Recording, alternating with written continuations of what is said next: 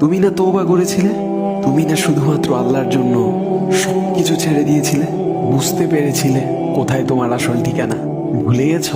আবার কোন পাপ তোমায় গ্রাস করে নিল? তুমি তো সেই যে নিজের পাপের প্রতি অনুতপ্ত হয়ে সেজদায় পড়ে অঝরে কেঁদেছিলে।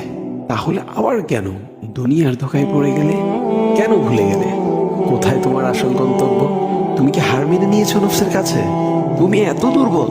ভুলে গেছো তুমি কার বান্দা? কে তোমার রব? তোমার রব তো সর্বশক্তিমান। সর্বশক্তিমানের বান্দা আবার কখনো দুর্বল হয় নাকি? মৃত্যু পর্যন্ত লড়ে যাও তুমি। শয়তানকে দেখিয়ে দাও তোমার ইমানের পাওয়ার। শয়তানের ধোকায় পড়ে অনেক পাপ করে ফেলেছো, তাই নিরাশ হয়ে গেছো তুমি, তাই না? তুমি কি জানো না তোমার রব কতটা মহান? তিনি তো তোমাকে ক্ষমা করার জন্য অপেক্ষা করছেন। তাই ফিরে আসো সেই রবের দুয়ারে, যার দুয়ার কখনো বন্ধ হয় না।